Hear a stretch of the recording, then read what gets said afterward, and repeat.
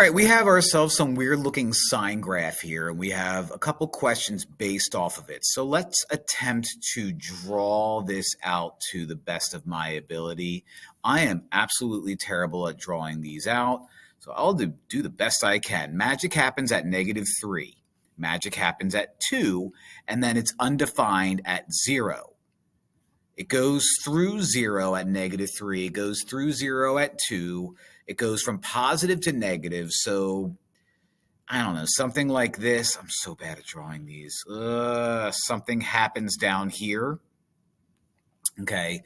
And then it shows back up. It's undefined, which could mean one of two things.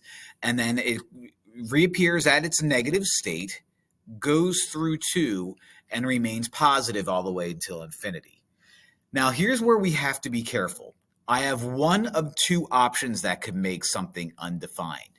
Option 1 means that this could be a vertical asymptote, or it could be a hole. The thing is, I don't know. But this is the picture that I have.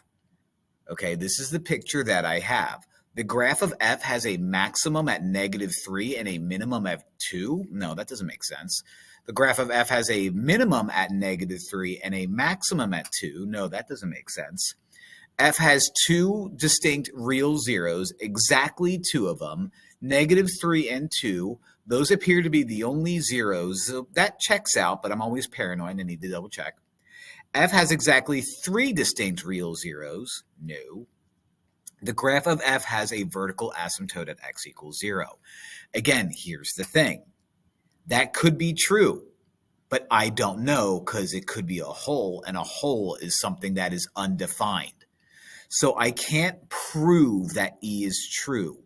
What I can prove is C is true because there's only 2 places where my line hits a 0, here and here. Because of the infinities, it's not going to come back down and hit a 0 anytime soon. C's got to be my answer because E can't be proven. Possible? Yes. Can it be proven? No. Let's go with C.